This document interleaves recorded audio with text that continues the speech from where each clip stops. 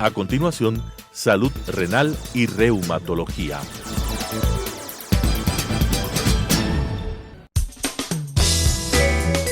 Clasificación A.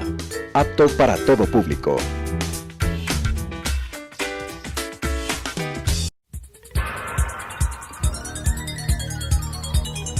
Las opiniones vertidas en este espacio por la producción y dirección del programa son de exclusiva responsabilidad de sus autores y de quienes intervienen en ellos.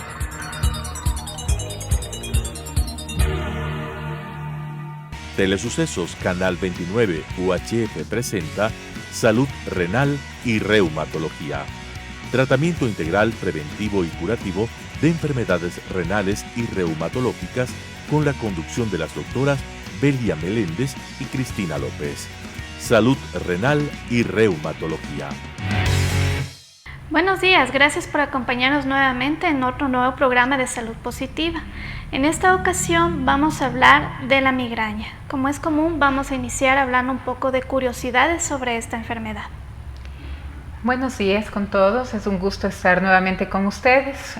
Hoy vamos a hablar sobre una patología bastante común que muchas veces no es tomada en cuenta o es tomada no como una patología en sí, sino mejor como un síntoma, ¿no?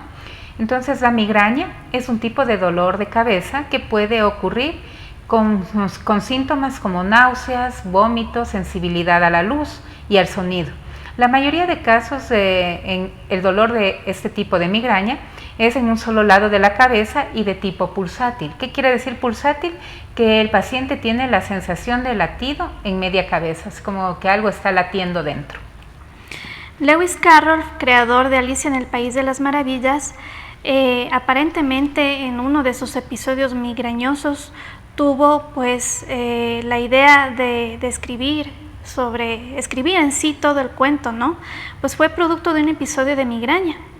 En algunos pacientes ellos experimentan las metamorfopsias, es decir, una sensación de despersonalización y alteraciones en la sensopercepción. Esto es común en pacientes que tienen crisis que ya están complicadas, crisis complejas, crisis convulsivas, o también en los pacientes que tienen consumo de sustancias psicoactivas. Entonces, pues se cree que este cuento fue producto de un episodio de migraña. Muy interesante el dato. Bueno, pero en cuanto a las causas de migraña, todavía no están claramente identificadas, siguen siendo una serie de causas de actividad cerebral anormal que el desencadenante puede ser de distintas clases. Por ejemplo, hay pacientes en los que el dolor de cabeza, la migraña, lo desencadena medicamentos como los anticonceptivos. A veces también es desencadenado por algunos tipos de medicación antihipertensiva. También el consumo de alcohol, el consumo de tabaco, puede ser también por el estrés laboral, así también como olores fuertes, perfumes, ruidos intensos, luz intensa, y también puede darse por abstinencia de algunos fármacos o también por abstinencia del café, que es bastante común el consumo en nuestro medio. Claro. Otras sustancias que pueden provocar dolores de cabeza y están muy bien documentadas es el chocolate negro especialmente, los quesos y yogures, los quesos que son curados o quesos maduros, el glutamato monosódico, que no es más que el aliño que se pone en la comida oriental, el vino tinto, los pescados ahumados, las carnes ahumadas en general, el comer hígado de pollo, el aguacate, los bananos, los frutos cítricos, tocinos y carnes curadas, ¿no? Se vuelve a repetir lo mismo que el ahumado.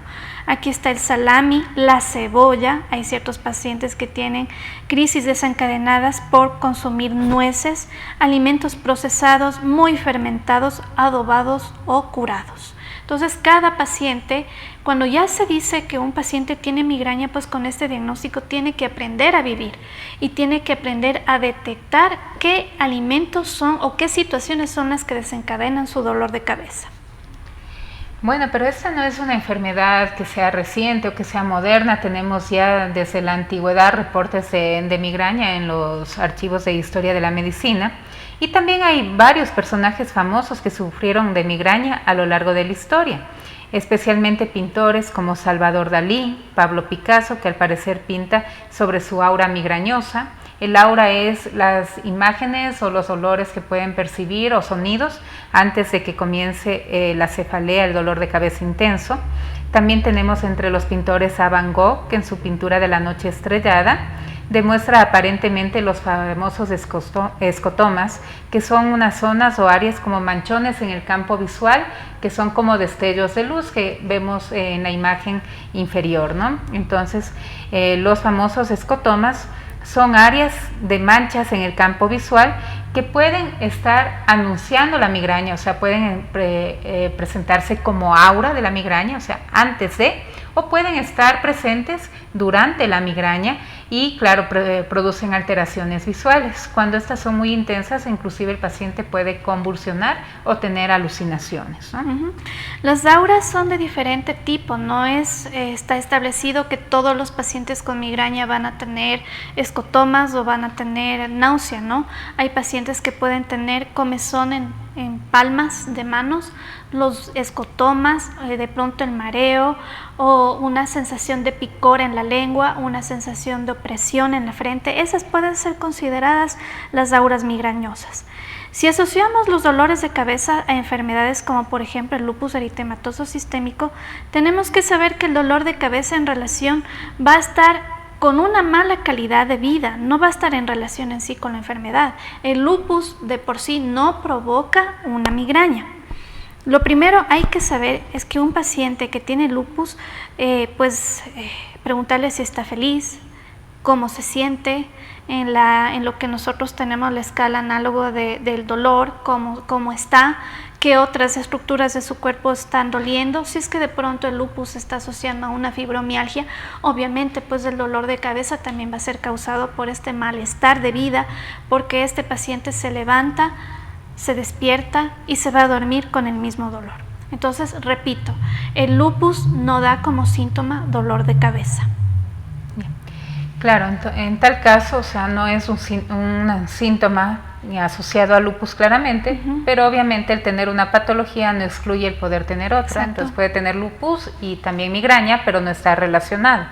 Obviamente el tipo de dolor de cabeza en el lupus es un dolor de tipo tensional, habitualmente no presenta escotomas, no llega a ser tan intenso, entonces por ese lado podemos ir haciendo la diferenciación. Ahora, en artritis reumatoide también pueden presentarse dolores de cabeza que tampoco están directamente relacionados con la artritis. Son dolores que suelen ser ocasionados por problemas vertebrales, sobre todo en la columna cervical. Se asocian a dislocación de las vértebras cervicales, eso quiere decir a una posición anómala de las vértebras, que son los huesecitos de la zona del cuello. La inflamación de los nervios pericraneales, es decir, la inflamación de las fibras nerviosas que se encuentran en el cráneo, también produce dolor de cabeza. Este tipo de pacientes suelen tener dolores que se irradian, o sea que se van presentando en dirección hacia la mandíbula, en relación hacia el temporal, que es la parte de la sien, y se irradia clásicamente en estos sectores como en forma de una mano, de ramas que están afectando hacia el lado de la cara. Pero no necesariamente son dolores que se asocian, o sea, una migraña con artritis o migraña con lupus, sino suelen ser otro tipo de cefaleas. Sin embargo, no podemos excluir que pueda presentarse una migraña en un paciente que ya tiene otra enfermedad de base, cualquiera que ésta sea, ¿no? Así es. En el caso de la artrosis, que es diferente a la artritis, recordemos que la artrosis es una enfermedad de desgaste de la articulación que llega con la edad, ¿no? En la artrosis, pues más bien existe un debilitamiento, desgaste y calcificación de los ligamentos. Por lo general, en las vértebras que están más afectadas son la quinta, la sexta y la séptima vértebra cervical. Otra situación que diferencia de la artritis es que en la artrosis es mucho más dolorosa. Este dolor se origina en la región cervical y se irradia hacia la nuca y hacia la parte posterior de la cabeza. y se observa también clásicamente en aquellos que tienen pues una deformidad en columna vertebral y formación de los famosos osteofitos, que son nada más y nada menos que estructuras en forma de pico que se forman en el disco vertebral, en la vértebra en sí, y que pues obstruyen la salida de los nervios que van hacia la región de cuello, a la región de hombros, inclusive a la región posterior de la cabeza, ¿no? Pues en fases mucho más graves, estos agujeros por donde salen los nervios periféricos son obstruidos y no solamente causan dolores de cabeza, sino que también causan dolores en otras estructuras como hombros, y ya se acompaña de otra sintomatología, como por ejemplo la sensación de amortiguamiento, la sensación de corriente eléctrica, lo que nosotros llamamos una parestesia, que pues es demasiado fuerte, y en este caso ya sería un tratamiento diferente al que tendríamos que aplicar en la artritis reumatoide.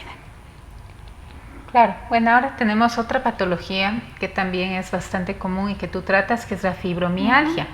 La fibromialgia es una patología que se caracteriza por el dolor en varias zonas del cuerpo. Quiere decir que el cerebro transforma las señales de malestar en dolor. La fibromialgia en sí ocasiona depresión, ansiedad y puede también acompañarse de dolores de cabeza que pueden ser de intensidad variable. En sí la fibromialgia presenta varios puntos de dolor que obviamente cuando tú les examinas a los pacientes puedes ubicarlos y puedes llegar a un diagnóstico, que obviamente no es un diagnóstico fácil, porque son pacientes que dentro de su contexto también se encuentran estresados, ansiosos, con un claro componente también desde el punto de vista psicológico, que puede también interferir como parte del diagnóstico, ¿no? Claro, estos pacientes también tienden a tener un poco más de grado de hipocondrías, es decir, síntomas que empiezan a adoptar como suyos, pero que realmente no lo tienen, ¿no? Otras enfermedades que pueden provocar dolor de cabeza, ahí tenemos una enfermedad que tú tratas, que es la presión arterial, la hipertensión arterial. Pues esta produce un tipo de dolor de cabeza de tipo pulsátil, es decir, algo como un latido que puede estar en la región occipital, es decir, en la parte de atrás de la cabeza, ¿no? El síndrome de desequilibrio de los pacientes que a menudo sufren de este síndrome es respecto a una alteración en la inervación que está periférica, ¿no? Alrededor de la cabeza. Otros, pues tú más que tú, ¿quién más que tú sabe esta situación durante los periodos de diálisis? El por qué les duele la cabeza, pues las complicaciones tales como hemólisis, la intolerancia al etilo, que es un líquido que se utiliza durante el proceso de diálisis, y el síndrome de agua dura, que es lo que nos en esto sí vale hacer unas aclaraciones. Aclaremos. Sí, algunas aclaraciones. Primero, en cuanto a la presión arterial alta, el dolor de cabeza sí puede ser un síntoma. Realmente no hay un síntoma específico en los casos de hipertensión. Sin embargo, cuando la hipertensión no está bien controlada, se ha suspendido la medicación o hace falta un cambio de medicación, pueden producirse este dolor que tú mencionaste, que es de tipo pulsátil en toda la cabeza y que puede ser de intensidad variable. Cuando la presión está extremadamente alta, este es un signo de alarma y que inclusive puede evitar que se llegue a complicaciones mayores como la hemorragia cerebral, que es una de las complicaciones por la hipertensión mal controlada. Pasando a la diálisis, una de las complicaciones agudas, o sea, que se puede dar durante la sesión de hemodiálisis, no de diálisis peritoneal, de hemodiálisis, es la cefalea, que es de diferente intensidad. Esta puede darse por varios factores.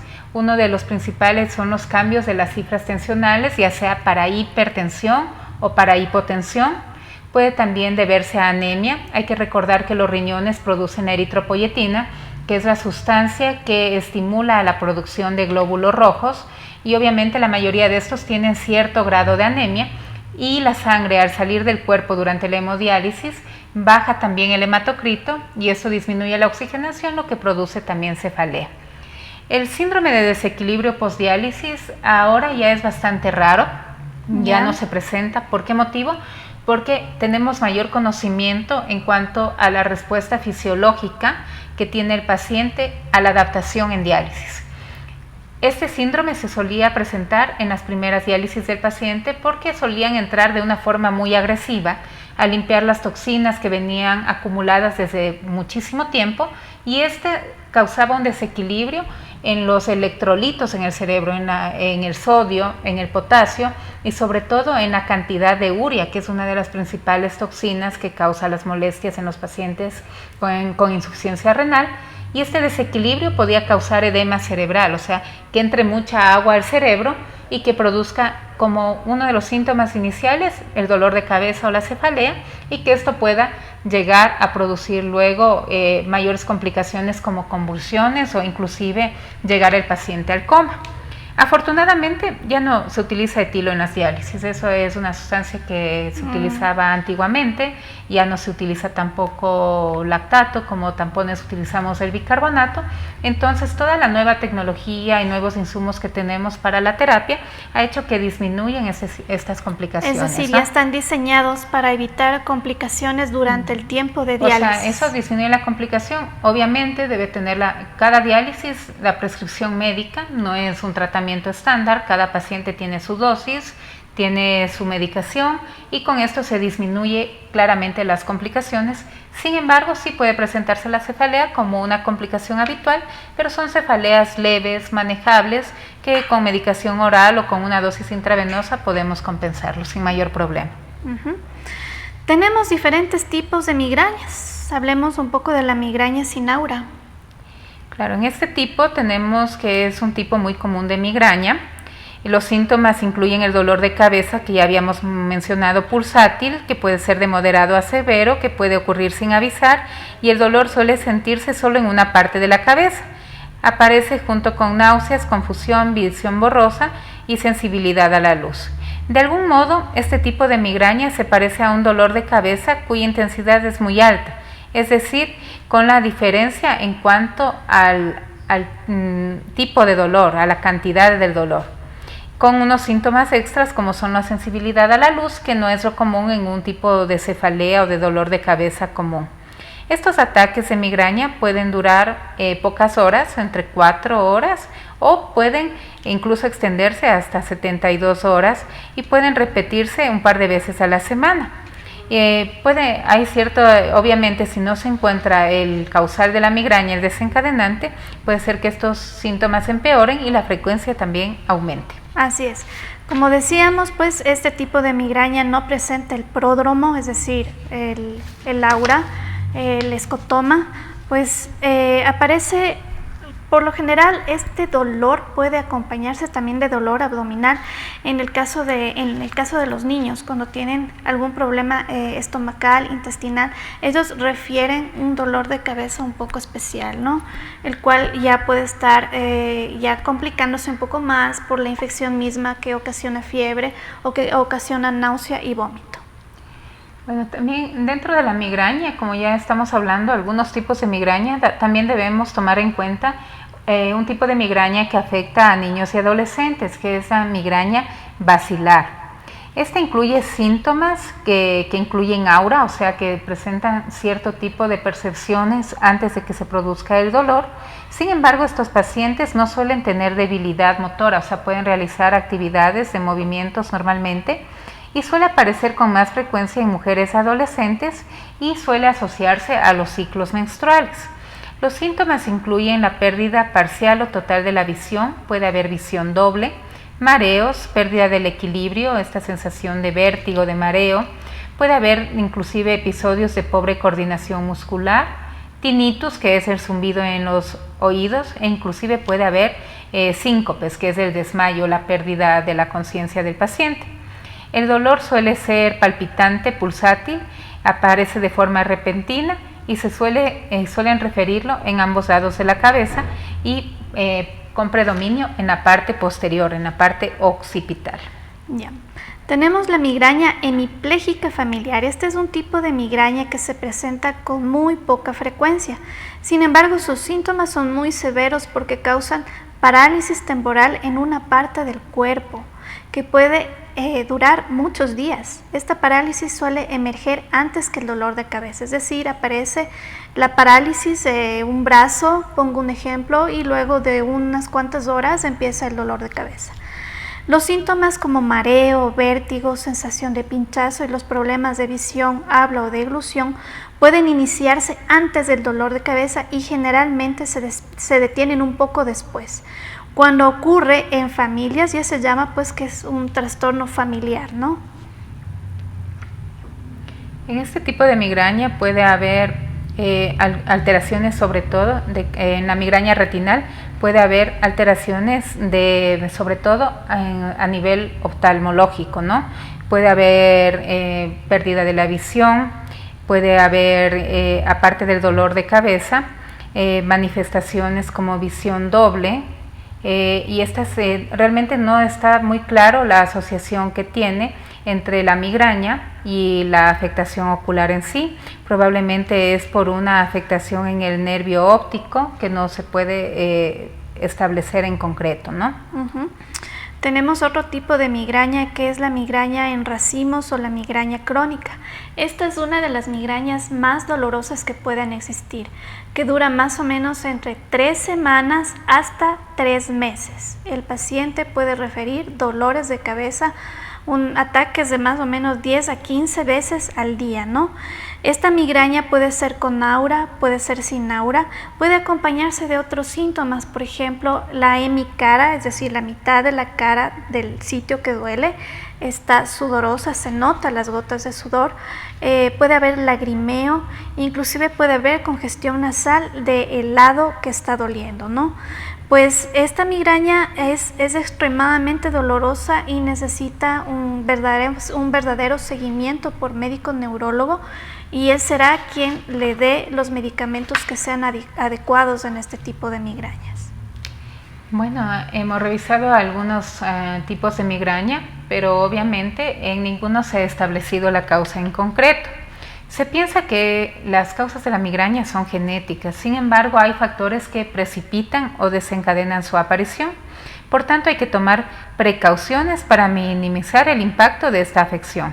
Entre estos hay que hacer correcciones en la dieta.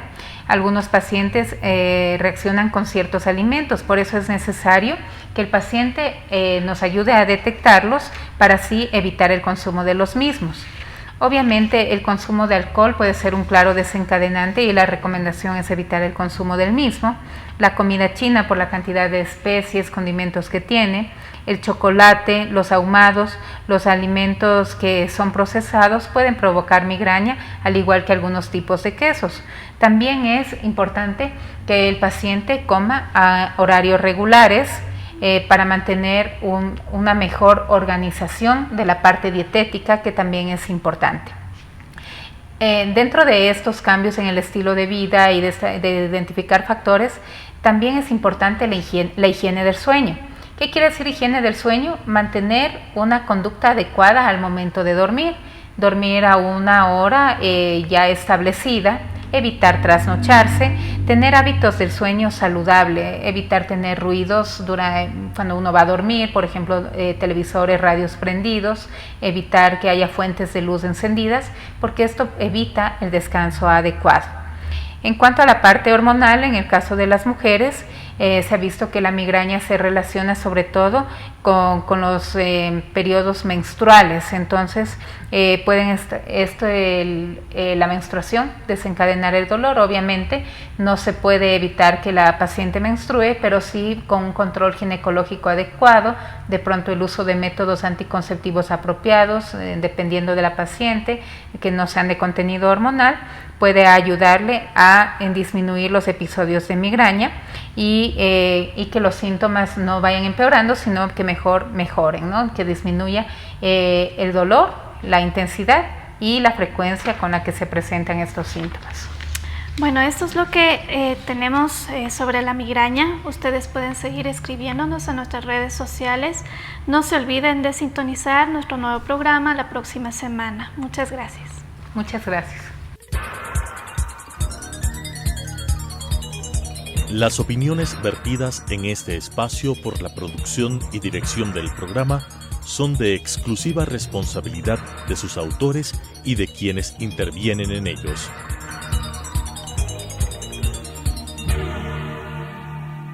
Telesucesos Canal 29 UHF presentó Salud Renal y Reumatología. Tratamiento integral preventivo y curativo de enfermedades renales y reumatológicas con la conducción de las doctoras Belia Meléndez y Cristina López. Salud Renal y Reumatología.